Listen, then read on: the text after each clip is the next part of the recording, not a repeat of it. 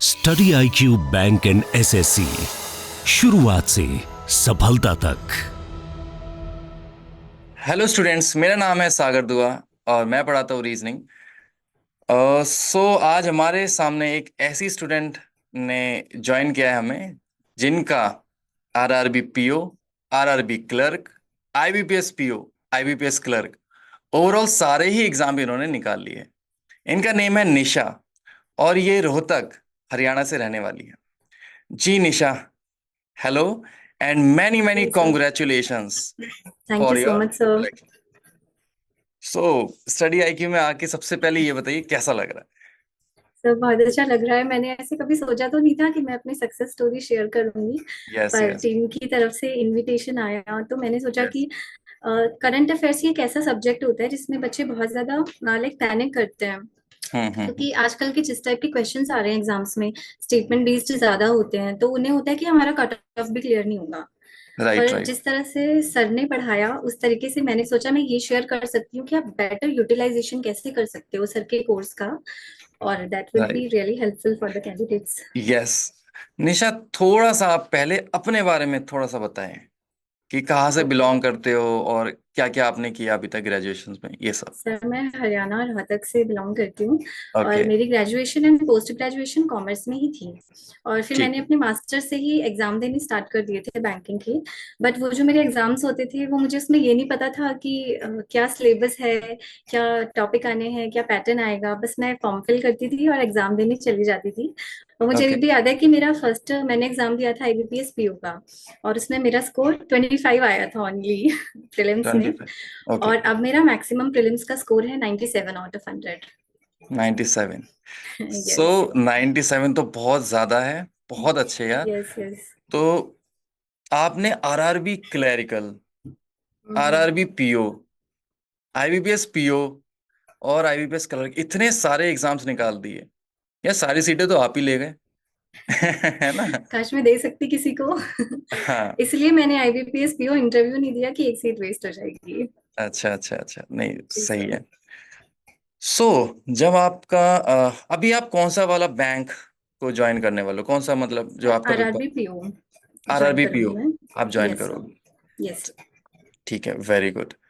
सो एक ये बताना कि जब 1 जैन था, यानी कि रिजल्ट का दिन, यस है ना, रिजल्ट उसी दिन आया था ना, तो यस सर। सबसे पहले आपने रिजल्ट किसके साथ शेयर किया था अपने घर में? एक्चुअली मैं उस टाइम ना पूजा कर रही थी मंदिर में, तो मैंने सबसे पहले ही भगवान जी को ही रिजल्ट दिखाया था।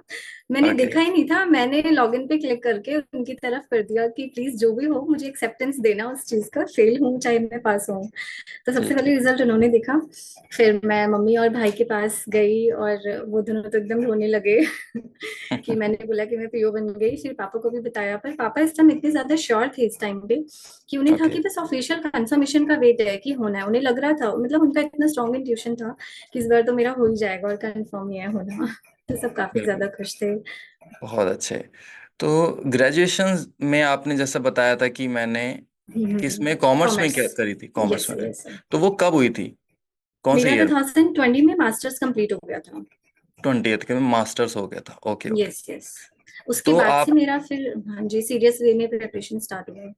20 के बाद से सिर्फ बैंकिंग की ही प्रिपरेशंस करी थी या फिर और? Yes yes. नहीं, मेरा इंश्योरेंस एग्जाम्स की तरफ भी इतना इंक्लिनेशन नहीं था। मुझे था कि मुझको बस बैंकिंग ही करना है, SSC और ये सब नहीं।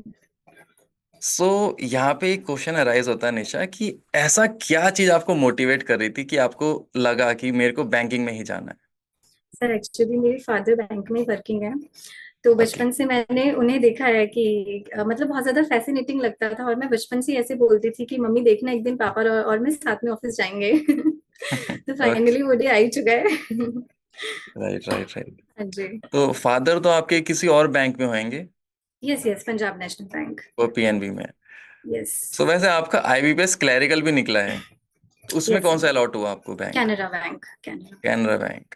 नहीं, अगर शायद उसमें PNB मिल जाता तो साथ साथ ही जाते आप लोग बैंक ऑफिस में भी कोई साथ में बात ही नहीं बैठते हाँ जी, टाइमिंग्स तो सेम रहेंगी ना हाँ, कोई बात नहीं, ठीक है।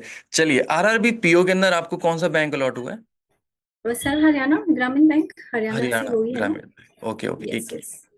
तो बहुत अच्छी बात है। तो ये बेस्ट है अभी के लिए मोमेंट। क्यों? क्योंकि आरआरबी पीओ में आप जब लगोगे तो उसके बाद धीरे धीरे करके आप इम्प्रूव करोगे, यस और यस।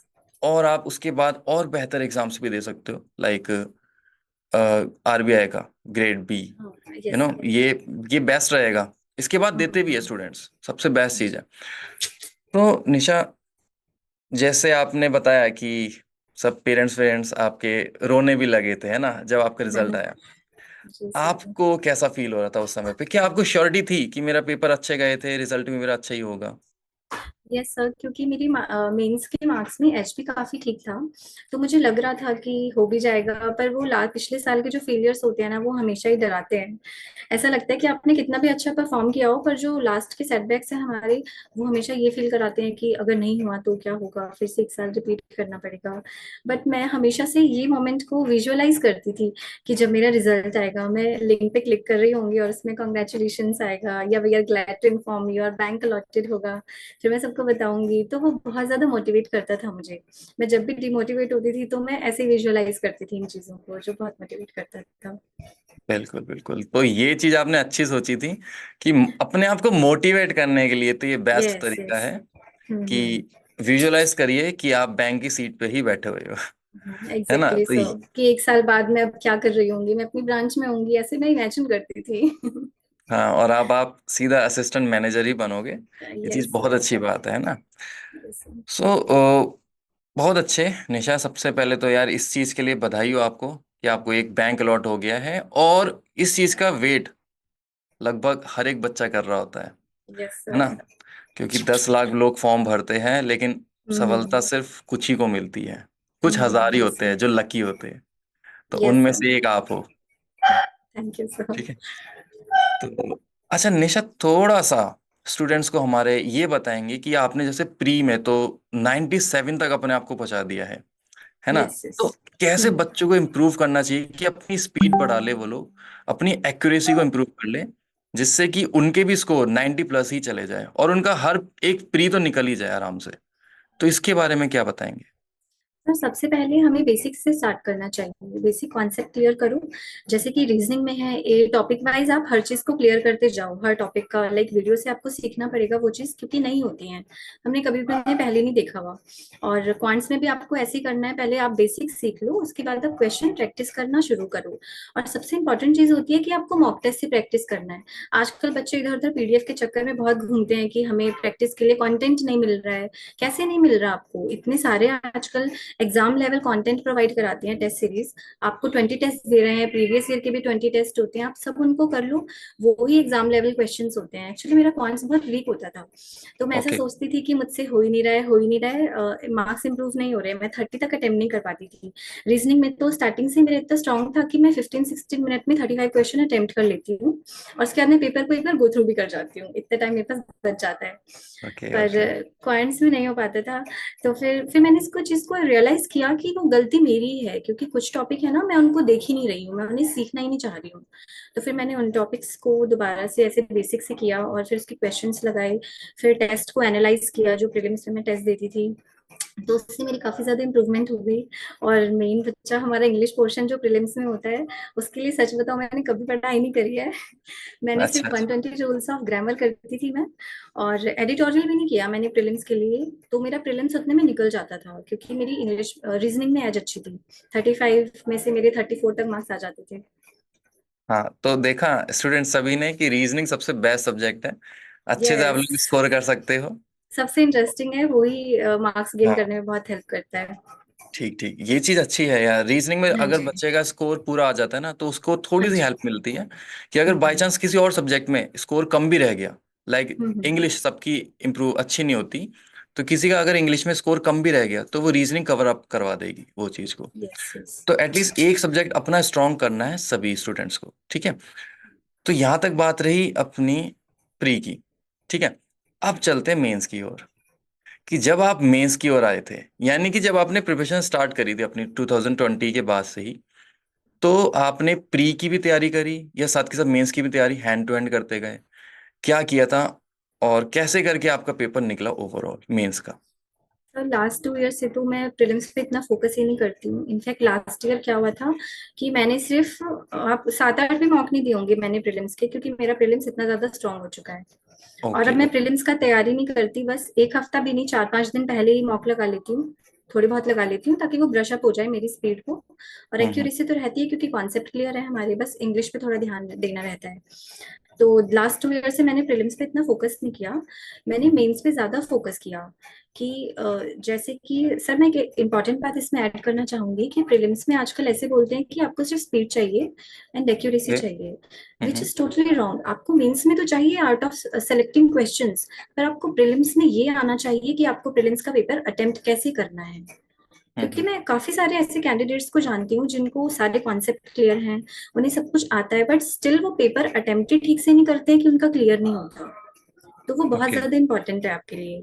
आपको पता होना चाहिए कि अगर जैसे 20 मिनट्स हमें मिल रहे हैं किसी भी सेक्शन में, तो राइट। आपको पहले 10 मिनट्स कैसे डिवाइड करने हैं। देखो पहले 10 मिनट्स में तो हर बच्चा सेम चीज करेगा, पर जो आखिरी के 5 या 6 और 7 से 8 मिनट होंगे ना, वहां पे हर बच्चा पैनिक होगा। तो आपको वहां पे खुद को थोड़ा काम रखना है और मैक्सिमम क्वेश्चन अटेम्प्ट करने की कोशिश करनी है विद एक्यूरेसी। वहीं पे आप बाकी भीड़ से अलग होंगे, ऐसा कह सकते हैं हम। Right right right right. हाँ जी। जी तो तो ये बात निशा आपने जैसे स्टूडेंट्स को बताया कि प्री में आपको जो करना है कि सिलेक्टेड क्वेश्चंस को देखना है, हाँ और जी। लास्ट में जो बिल्कुल भी पैनिक नहीं करना, जो लास्ट के 4-5 मिनट्स होते हैं उसमें बिल्कुल हम्म, भी पैनिक नहीं करना, क्योंकि मैक्सिमम हम्म। बच्चा वहीं पे पैनिक हो रहा होता है। और और ये उसका रीजन मोस्टली पॉइंट्स में होता है। वो क्वांट्स में होता है, रीजन होता है उसका हम्म। कि क्योंकि स्टूडेंट्स कहीं ना कहीं स्ट्रक हो जाते हैं उन स्टार्टिंग के 10 मिनट्स के अंदर, वो हाँ गलत जी। क्वेश्चनों को पिक कर लेते हैं कभी कभार, और हम्म। वो उसकी वजह से टाइम उनका चला जाता है, तो लास्ट के 5-6 मिनट में वो पैनिक हो रहे होते हैं इसी यस रीजन सर। से। जैसे आजकल प्रीलिम्स में भी कॉन्ट्स में डीआई ऐसी आने लगी है ना कि 5 में से 5 क्वेश्चंस नहीं बनेंगे आपके, यस। 5 में से सिर्फ 3 बनेंगे। पर बच्चे ऐसे कोशिश करते हैं कि हमने ये डीआई उठाई है तो 5 के 5 ही करके आगे निकलें। पर that is hmm. Not possible ना, क्योंकि आपको टाइम का अच्छे से डिवीजन करना है, आपको मैक्सिमम मार्क्स निकालने हैं। ऐसा नहीं करना कि पेपर ही बैठ के सॉल्व करना है, वरना हर कोई कर लेगा 2 घंटे में सॉल्व। आपको राइट एक ही राइट। घंटे में फटाफट से करना है उसे। तो चूज करना फटाफट इज इतना वेरी करना है। इंपॉर्टेंट। यस, इतना करना है फटाफट कि उनका प्री निकल जाए, क्योंकि वो यस। क्वालिफाइंग नेचर का है, उसमें नंबर तो यस उसके सर, ऐड यस नहीं सर। होने। तो हाँ प्री जी। निकल जाए, तो ऐसा आपको सभी को अटेम्प्ट करना चाहिए अपना प्री। अच्छा यस निशा, सर। आपने जैसे बताया कि मैंने 2 साल से सिर्फ मेंस पे ही फोकस किया, है यस ना, सर। तो प्री तो आप सिर्फ लास्ट के वीक ही देखते थे, वो भी यस। ब्रशअप करने के लिए अपने आप को, है ना। Yes yes. ठीक है, तो आपने कहीं ना कहीं ये भी देखा होगा, क्योंकि लास्ट के वीक में जब आप देखते होगे कि कहीं ना कहीं जब आपका पहला दूसरा मॉक होता होगा तो उसमें हम्म। स्कोर ज्यादा नहीं आता होगा, है ना, प्री वाले में, हम्म। है ना, उसके बाद से धीरे क्योंकि धीरे करके स्पीड बढ़ जाती होगी, जी जी हाँ जी। है ना। क्योंकि रीजन ये होता है कि जब बंदा स्टूडेंट्स मेंस की प्रिपरेशंस करते हैं तो उनकी स्पीड यस नहीं यस। रहती है, स्पीड बिल्कुल। डिक्रीज हो जाती हाँ जी। है ना। तो अब मेंस के बारे में ये बताएंगे कि मेंस भी आपने क्या मॉक से इम्प्रूव करे, या उसके लिए क्या किया था? सर मेंस के लिए इस बार मैंने अपनी स्ट्रेटेजी में ये चेंज किया कि जैसे English section wise I will explain. तो ओके। इंग्लिश में मैंने क्या किया कि मैंने एडिटोरियल रीडिंग स्टार्ट की। क्योंकि जब हम मेंस का सेक्शन अटेम्प्ट करते हैं एग्जामिनेशन में तो हमारे पास टाइम नहीं होता। प्लस आरसीएस में क्या प्रॉब्लम होती है कि आप आरसीएस पढ़ रहे हो, आप क्वेश्चन पे जा रहे हो, पर आप जब क्वेश्चन पढ़ रहे हो तो आपको याद ही नहीं है कि आपने आरसी में क्या पढ़ा। वो हम्म। इसलिए क्योंकि आपकी रीडिंग स्किल्स अच्छी नहीं होती, आप स्किम ही नहीं कर पाए उस चीज को, आप क्रक्स ही नहीं निकाल पाए कि वो बोलना क्या चाह रहा है। तो इसके लिए आपको अपनी रीडिंग स्किल्स को बहुत इंप्रूव करना पड़ेगा, जो कि एडिटोरियल से ही होगी। तो एडिटोरियल करना इज मस्ट, वो मैंने एक भी दिन नहीं छोड़ा। मैंने मेक श्योर किया कि दिन में अगर मैं नहीं भी कुछ कर पा रही हूँ इंग्लिश में तो मैं एडिटोरियल क्लास तो लूंगी ही। और इसके बाद मैंने ओके। इंग्लिश में सेक्शनल मॉक्स दिया करती थी, सिर्फ इंग्लिश को लेके या टॉपिक वाइज जो मेरे वीक हैं, लाइक पैराजम्बल्स हो गए और मिसलेनियस के मैंने काफी मॉक्स दिए इस बार सेक्शनल। अच्छा। हाँ जी। तो इंग्लिश तो बस इतना कर लोगे तो इनफ है, क्योंकि एडिटोरियल से आपकी रीडिंग स्किल्स इंप्रूव हो जाएंगी और उसके बाद आप मॉक्स लगाते रहिए। दैट इज इनफ इंग्लिश के लिए। इंग्लिश के लिए इतना इनफ है, तो हाँ जी। एडिटोरियल्स रहेंगे और थोड़ा सा मॉक्स रहेंगे, और सेक्शनल टेस्ट, है ना, इंग्लिश के हाँ सेक्शनल जी। हाँ टेस्ट, जी। इतना इनफ रहेगा जिससे कि आपका मेंस निकल जाए। साथ के साथ हम्म। प्री में भी यही से सीन रहता है कि हाँ। आप प्री में भी अगर एडिटोरियल्स पढ़ना चाहते हो तो पढ़ सकते हो, नहीं तो आप सीधा मॉक टेस्ट से ही, सेक्शनल टेस्ट से ही यस सर, अपना पर इंग्लिश को उसमें इम्प्रूव कर सकते 120 रूल्स ऑफ ग्रामर बहुत इंपॉर्टेंट है, क्योंकि वो मेंस में भी आते हैं और प्रीलिम्स में भी काफी ज्यादा स्कोरिंग पार्ट होते हैं। हैं। 120 रूल्स भी इंपॉर्टेंट होते हैं ग्रामर के, राइट। यस तो ये सर। बात रही इंग्लिश की। अब यस मैथ्स को देखते हैं। यार इस समय का जो मैथ्स आ रहा है वो तो कुछ अलग ही out of the box next ही आ लेवल रहा है वो। है यस ना। सर। वो पूछना क्या चाहते हैं समझ नहीं आता कि उनकी कट ऑफ भी 5-5 नंबर की जाती है, सेक्शनल कट ऑफ, या और भी कम कम 2-2 3-3 हाँ नंबर की। हाँ, यस सर, यस सर। तो यानी कि बच्चों से 2-3 नंबर भी लाए नहीं जाते। ये ऐसा क्यों हो रहा है, वो चाहते क्या है ऐसा? और आपने ऐसा क्या किया कि आपने अपनी मैथ्स को थोड़ा सा इम्प्रूव किया इतना कि आपका एग्जाम में जो कट ऑफ होती है उससे भी 10 नंबर ऊपर ही आए? ऐसा क्या किया आपने? सर मेरा मैथ्स में हमेशा ये रहता है, मैं कभी मॉक्स नहीं देती मैथ्स के लिए। अगर मैं फुल लेंथ में मॉक दे रही हूँ तो मैं उसमें मैथ्स का सेक्शन में हमेशा स्किप कर देती हूँ, क्योंकि मुझको बहुत फोबिया है मेंस के मैथ्स से, मॉक टेस्ट वाले। Okay okay and okay. वैसे भी सेक्शनल भी मैं कभी मैथ्स का नहीं देती हूँ। मुझे होता है कि मैं जितना मैक्सिमम क्लास ले सकूँ उसकी, क्योंकि क्लास लेने पे आप ये समझते हो कि एजुकेटर का क्या नजरिया है क्वेश्चन को देखने का, और फिर आप राइट कैसे उस नजरिए को अपना करके आपका ब्रेन कैसे वर्क करेगा। तो मेरी ये वाली चीज रहती है। मैं पॉइंट्स के लिए मैंने सिर्फ और सिर्फ क्लासेस ली हैं, और मेरे अर्थमेटिक कॉन्सेप्ट मैंने थोड़े से स्ट्रॉन्ग कर रखे हैं, ताकि अगर एक आधा जो 50 नंबर में इधर उधर स्कैटर्ड नंबर पड़े हुए हैं ना, कैसे कैसे अर्थमेटिक करके वो कैसे मैं निकाल लूँ, मेरा ये रहता है ओपिनियन। राइट राइट तो राइट। यस सर, तो मैंने पॉइंट्स को बस ऐसे ही किया कि अर्थमेटिक टॉपिक से वहां पे चूज किया कि कहाँ से मैं 10 क्वेश्चन तक बना लूँ, 15 क्वेश्चन तक बना लूँ। थोड़ा सा हमें टारगेट लेके चलना चाहिए कि भाई इतना तो हमें क्वेश्चन निकालने ही है वहां से, वरना कट राइट, ऑफ रह जाएगा। वरना कट ऑफ रह यस सर। जाएगा, राइट। Yes sir. चलो चलते हैं रीजनिंग की ओर। और जब रीजनिंग की बात उठती है तो रीजनिंग भी किसी से कम नहीं है अगर मेंस की बात उठे तो।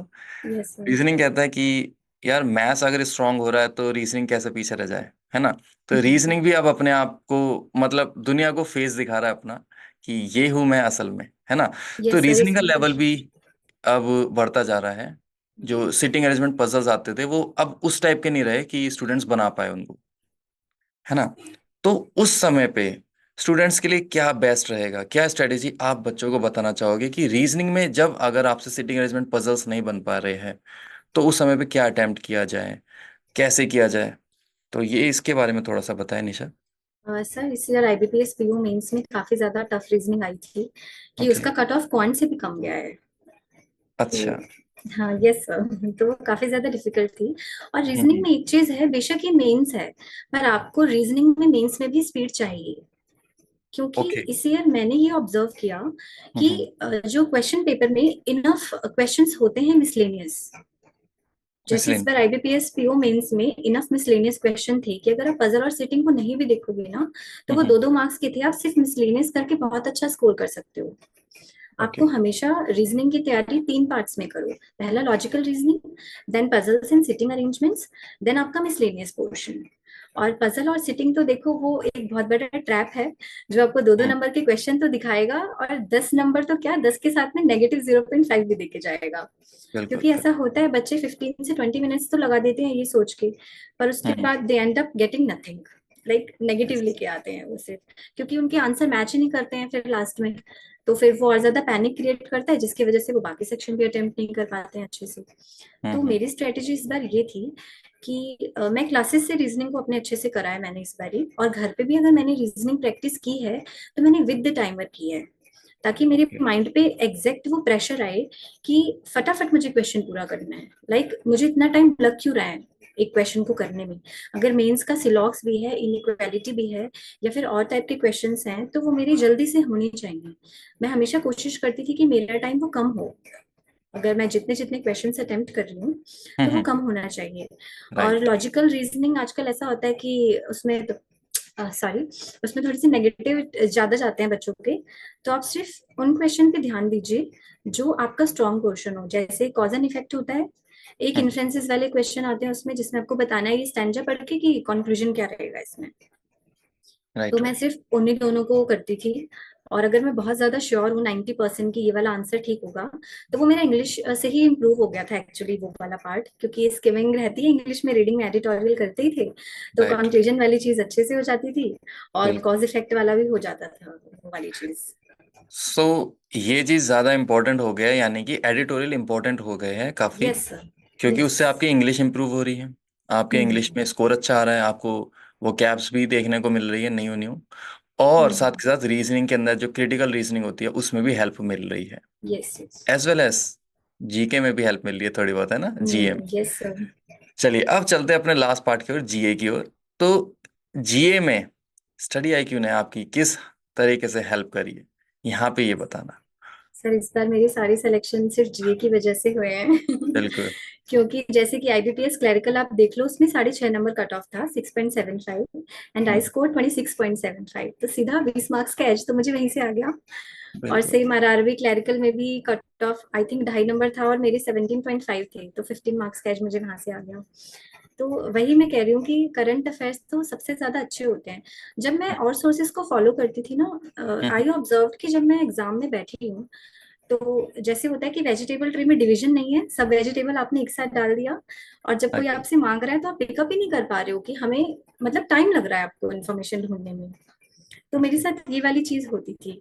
तो मैंने हम्म, लास्ट ईयर सर टेलीग्राम पे शेयर करते थे इस कोर्स, तो मैंने देखा कि बच्चों की इतनी ज्यादा एज होती है मार्क्स में, तो मैं कहाँ पे कमी कर रही हूँ। तो मैंने वहां से एकदम ब्लाइंडली सर को सौंप दिया अपना करंट अफेयर्स, कि अब मैं बिल्कुल सर से ही करने वाली हूँ। और मैं क्या कर मुझसे ऐसे, और फिर मैंने वीडियोस भी देखी थी एक्चुअली स्टडी आईक्यू पे, मिनिस्ट्री ऑफ करंट अफेयर्स पे सर अपलोड करते थे इंटरव्यूज जो सिलेक्टेड हम्म, कैंडिडेट्स थे। हम्म, तो मैंने इंटरव्यूज देखे कि एक्चुअली बच्चे करते कैसे हैं, लाइक सर के कोर्स को डिकोड मैं करूं कैसे कि मैं बेस्ट मार्क्स लेकर आऊं उससे। तो पर ऐसे हर कैंडिडेट ये शेयर करता था कि हम वीकली नोट डाउन कर रहे हैं उस चीज को, और फिर हम उसको रिवीजन ले रहे हैं, पर ये मेरे लिए तो कभी पॉसिबल ही नहीं हो पाता कि मैं डेली डेली उसे नोट करूं फिर करूं। तो फिर मैंने क्या किया, मैं पूरा टाइम मेंस पढ़ती रहती थी बाकी सब्जेक्ट, ओके। और मैंने इसके लिए मैं 3 दिन निकालती थी फॉर 1 मंथ। एक दिन में 10 डेज नोट डाउन कर लिया सारा, नेक्स्ट डे में 10 days note down, next day में 10 डेज नोट डाउन। तो इट्स लाइक और बहुत ज्यादा कंसंट्रेशन से आपको वीडियो सुननी है। सर जो भी एक एक वर्ड बोलते थे मैं सब कुछ अपनी शीट पे प्रिंट निकाल के उससे नोट डाउन वहीं पे कर लेती थी। It's okay. Like your 50% work is done, अगर आपने वीडियो को ध्यान से सुन लिया, क्योंकि हम्म, वो सबकॉन्शियसली माइंड में कहीं ना कहीं बैठ जाती हैं चीजें। राइट और राइट। उसके बाद मेरी मेंस की प्रिपरेशन में 24 आवर्स में से मैं मतलब मेरी स्टडीज का जो मैक्सिमम टाइम होता था वो मेरा करंट अफेयर्स को ही जाता था। लाइक मैं सुबह 5-6 बजे से उठ के कर रही हूँ करंट अफेयर, तो मैं मेक श्योर कर रही हूँ कि मैं 12-1-2 तक, बीच में मैं ब्रेक्स के साथ में मैं सिर्फ करंट अफेयर्स ही कर रही हूँ उसको, और 5 से 6 बार रिविजन किया मैंने उस चीज का। तो ओके। एग्जाम में वो इतना ज्यादा हेल्पफुल हुआ कि मुझको क्वेश्चन पूरा पढ़ना ही नहीं पड़ता था, चाहे स्टेटमेंट बेस्ड क्वेश्चन हो चाहे कुछ भी हो, मेरा तुरंत आंसर लग जाता था। तो बस ऐसे ही हुआ इस बार तो। समझ गया, राइट राइट। तो यस। यहाँ पे जीए का बहुत क्रूशियल रोल था आपके यस सिलेक्शन के यस। अंदर, और होता भी है क्योंकि इसमें ना अपने को सिर्फ दिमाग ज्यादा नहीं चलाना होता, सिर्फ थ्योरी बेस्ड होती है चीजें।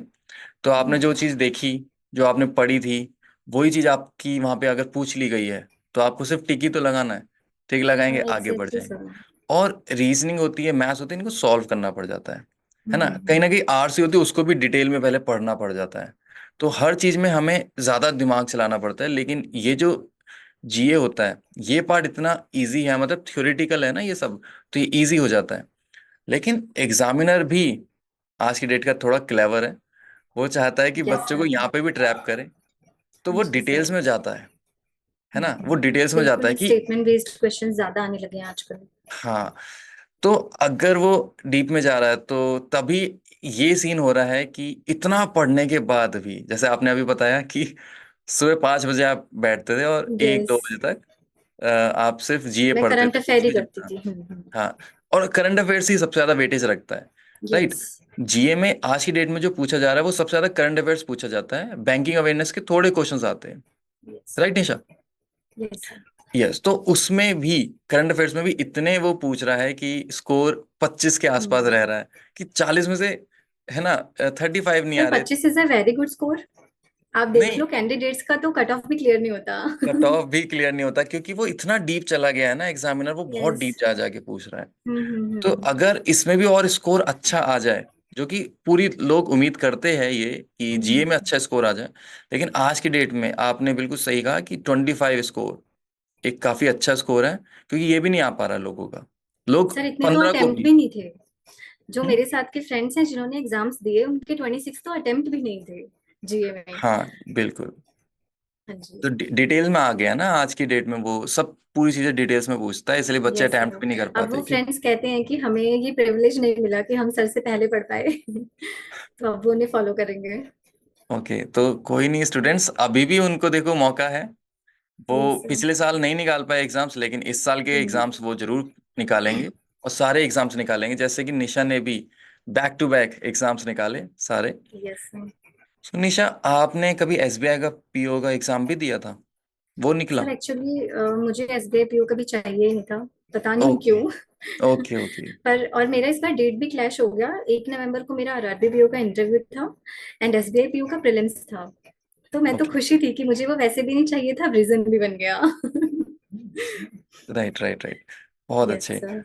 सो निशा, आपने जैसे बताया मोटिवेट करने के लिए, अपने आप को मोटिवेट रखने के लिए, क्योंकि आप काफी सालों से प्रिपरेशंस कर रहे थे, यस। तो कहीं ना कहीं बंदा डिमोटिवेट हो ही जाता है ना। तो उस समय पे आप मोटिवेट करने के लिए ये तो सोचते ही थे, जैसे आपने हमें बताया कि मैं अपने आप को ऐसा ऑब्जर्व करती थी कि मैं सीट पे बैठी हूँ बैंकिंग में, मतलब बैंक के अंदर ही बैठे हो आप, लेकिन फिर भी आप और क्या ऐसी चीज करते थे जो आप अपने आप को मेंटली स्ट्रांग कर पाओ, है ना? तो ऐसा क्या आप हमारे स्टूडेंट्स को बताना चाहेंगे कि आप ऐसा करिए, फिजिकली और मेंटली आप अपने आप को स्ट्रांग रखिए, जिससे कि आपका पेपर और अच्छा निकले। तो यहाँ पे आप क्या बताना चाहोगे स्टूडेंट्स को? सर जब भी कोई रिजल्ट आता था, लाइक मेंस का, प्रीलिम्स तो मेरे सब हो जाते थे अब, और मुझे हम्म। फेलियर मिलता था तो उस दिन तो लाइक बहुत ज्यादा मूड खराब होता था। तो फिर मैं अपने आप को पर ब्रेक देती थी। मैं, ऐसा नहीं है कि उस दिन ठीक है रोना धोना करके अगले दिन बैठ जाओ, ऐसा नहीं करना। थोड़े अपने आप को 2-3 दिन दो, ताकि आप फिर से देख सको कि आपने क्या गलती करी है जिसकी वजह से आप फिर से वहीं पे आके खड़े हो गए हो, उसी जगह पे आके। तो आपको अपनी गलतियों को देखना है पीछे जाके, ताकि आप 3-4 दिन बाद जब भी आप पढ़ाई शुरू कर रहे हो तो फिर आप अच्छे से पढ़ाई शुरू कर सको और उस एनर्जी के साथ में स्टार्ट कर सको। तो मैं ब्रेक्स देती थी उस टाइम पे, मैं फैमिली के साथ चली जाती थी कहीं घूमने, या फिर फ्रेंड्स के साथ में कॉल करके डिस्कस करती थी कि मतलब ऐसा हमेशा ही क्यों हो रहा है। और मैं तो बहुत ज्यादा सेल्फ डाउट वाली लड़की हूँ कि मुझे ऐसा बीच में लगने लगा था कि मैं कभी कर ही नहीं सकती, क्योंकि ओके। आसपास की सराउंडिंग्स कभी कभी ऐसे हो जाती हैं कि आसपास के लोग भी ऐसे बोल रहे हैं कि आप प्राइवेट ज्वाइन कर लो, क्यों नहीं कर रहे इतने टाइम से। पर पता नहीं मेरा इंट्यूशन था कि मैं प्राइवेट कभी कर ही नहीं सकती। वो मेरी प्रेपरेशन के साथ में कभी जस्टिस होगा ही नहीं, क्योंकि मैं वो डिजर्व नहीं करती हूँ। ये मुझे खुद से होता था स्टार्टिंग से। तो वो चीजें हैं कि फिर ठीक है, 3-4 दिन अपने आप को ब्रेक दिया और वापस से पढ़ाई में लग गए। पर इसके साथ आपको थोड़ा सा ध्यान भी देना है। मैं योगा वगैरह किया करती थी, थोड़ा मेडिटेशन करती थी, और यस। स्पिरिचुअलिटी में भी मैं हूँ थोड़ा सा। तो वो चीजें सब मुझे करती थी तो मोटिवेट। भगवान पे तो विश्वास होना भी चाहिए सभी को, तभी आप पीसफुल माइंड से आगे बढ़ पाओगे। तो पीस यस। होना मतलब माइंड अगर आपका फ्रेश है, रिफ्रेश रहोगे, आप अपने आप को रिफ्रेश रखोगे, तभी आप स्कोर अच्छा कर पाओगे। और यही एग्जाम्स में भी होता है। स्टूडेंट्स जनरली क्या होता है कि पैनिक हो रहा होता है जाते ही, अभी तो स्टार्टिंग ही होती है, पहले से ही पैनिक हो रहा होता है कि यार क्या होगा, मेरे को पेपर निकालना है, नहीं निकला तो क्या होगा, ये सबके दिमाग में पहले से चल रही होती है ये बातें।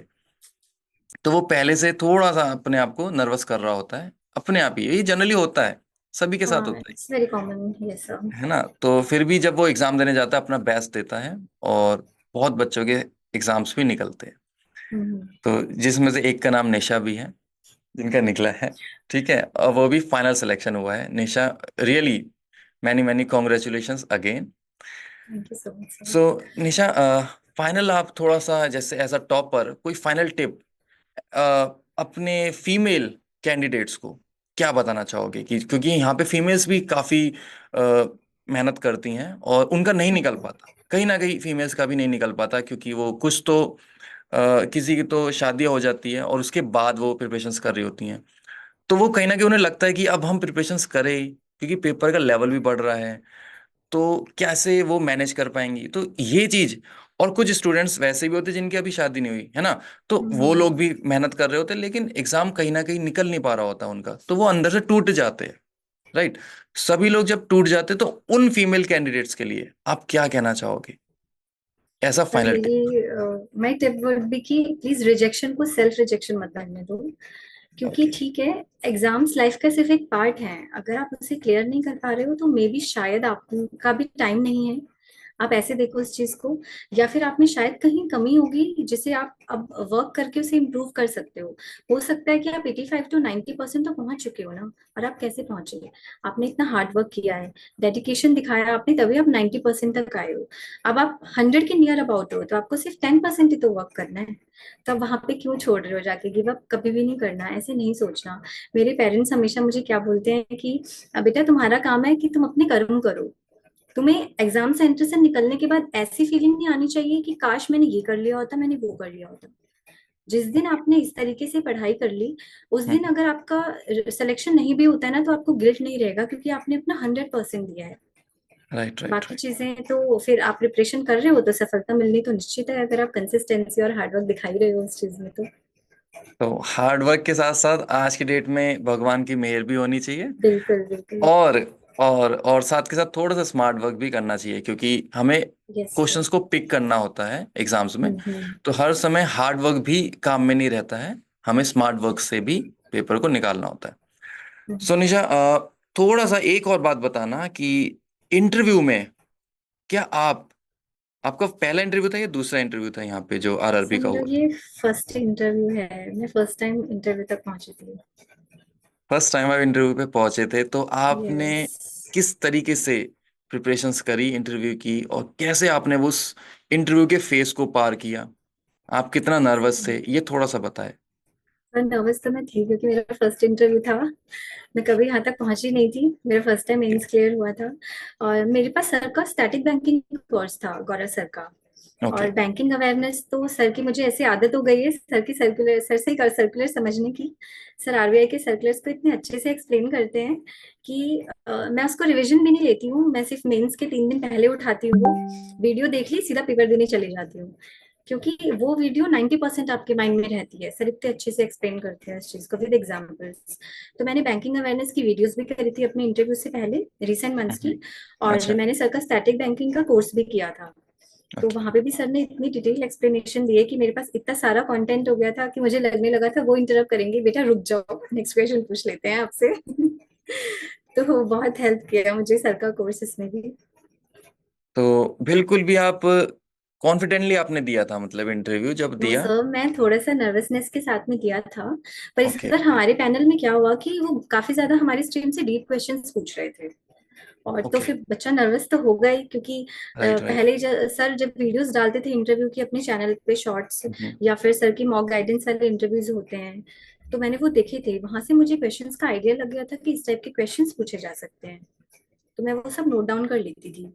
और वहां पे उन अब क्वेश्चन से लाइक हट के क्वेश्चन पूछे गए, जो भी हमने सुना कि प्रीवियस ईयर में हमारी स्ट्रीम से ये क्वेश्चंस पूछे जा रहे हैं, ओके। उन्होंने उससे भी डीप क्वेश्चंस पूछे, तो वहां पे थोड़ा सा नर्वस हो गई थी मैं। पर फिर मुझे लग रहा था कि मे बी इंटरव्यू में अच्छा स्कोर ना मिले। पर जैसे उन्होंने क्वेश्चंस पूछे थे, तो उस अकॉर्डिंगली उन्होंने मार्क्स भी काफी ज्यादा अच्छे दिए। अच्छा, तो यस वो सर। वहां पे पता है आपको सिर्फ ऑब्जर्व कर रहे होते हैं कि आप नर्वस होते हो ज्यादा या हाँ नहीं होते हो। Exactly sir. अगर आप ज्यादा नर्वस नहीं हो रहे हो तो वो आपको स्कोर देंगे ही, क्योंकि वो बस सिर्फ एक सिचुएशन आपको दे रहे हैं। वो हम्म। ये सोच रहे हैं कि आप ऐसा बैंकर बैठे हो और कस्टमर आ गया आपके सामने और वो आपको परेशान कर रहा है, तो आप उस समय पे कैसे रिएक्ट करते हो, बस वो आपको इस फॉर्मेट में देखना चाह रहे थे, है ना? तो सर उस आई समय पे स्कोर आप 79 which is a very good. Right. तो राइट निशा, तो यहाँ पे एक चीज ये बताएंगे कि उस समय पे जब इंटरव्यूअर्स ने आपसे पूछा, 5 पैनल मेंबर्स बैठे होंगे, है ना? हाँ जी। तो 5 पैनल मेंबर्स बैठे थे, तो आपने जैसे बोला डिटेल्स में वो आपसे पूछ रहे थे डीप जा जाके। उन्होंने क्या वहां पे आपसे एकेडमिक्स के बारे में भी पूछा था, जो आपने बीकॉम करा हुआ था? सर सारे क्वेश्चन एकेडमिक से ही थे मोस्टली। सारे ही क्वेश्चन एकेडमिक्स के ही थे? Yes yes. तो फिर बैंकिंग वाले भी क्वेश्चंस पूछे थे उन्होंने कि? हाँ बैंकिंग में एक दो क्वेश्चन थे, लाइक उन्होंने पूछा कि फाइनेंशियल इंक्लूजन क्या होता है, और महिला बैंक के रिगार्डिंग उन्होंने पूछा। फिर उन्होंने मेरे रिगार्डिंग भी पूछा कि आपका मास्टर्स तब हो गया था, और लाइक अब तक आप क्या कर रहे हो, प्रिपरेशन में ही हो। और फिर अच्छा, फादर के प्रोफेशन के बारे में। ये सब क्वेश्चन थे, बाकी सारे एकेडमिक्स क्वेश्चन थे। बाकी एकेडमिक्स क्वेश्चंस थे, तो सभी स्टूडेंट्स सुन लीजिए यहाँ पे थोड़ा सा कि एकेडमिक्स पे सबसे ज्यादा ध्यान देना है, क्योंकि बच्चे जनरली क्या होता है कि जब अपनी प्रिपरेशंस करते हैं तो वो हम्म। भूल जाते हैं कि अपनी जो एकेडमिक्स उन्होंने करी होती है ना, वो यही भूल जाते हैं हमने पढ़ा क्या था। क्योंकि उनको कभी कभार 2-2 साल हो जाते हैं, 3-3 साल हो जाते हैं, कुछों को तो 4-4 साल भी हो जाते हैं और 5 साल भी हो जाते हैं। तो फिर क्या होता है, वो अपनी एकेडमिक्स भूल जाते हैं कि हमने पढ़ा क्या था उसमें, है ना। तो और वही क्वेश्चन वो पूछता है एग्जामिनर, कि वो देखना चाहता है कि इनको प्रीवियस चीजें कितनी याद है। तो ध्यान रखना कि आपको थोड़ा सा उस पर भी ध्यान देना है, अपनी एकेडमिक्स पे भी। सो निशा, कैसा लग रहा है आपको कि आप आरआरबी पीओ बन चुके हो? How you feel? सर बहुत अच्छी फीलिंग है ये। घर पे इनफैक्ट कभी कभी रात में जब मैं सबके साथ में बैठी हुई होती हूँ तो मेरा भाई मुझे ऐसे टॉन्ट भी करता है कि ये क्या हो गया, पीओ मैडम आज कहाँ पे बैठी हुई हैं, अपने रूम से बाहर है।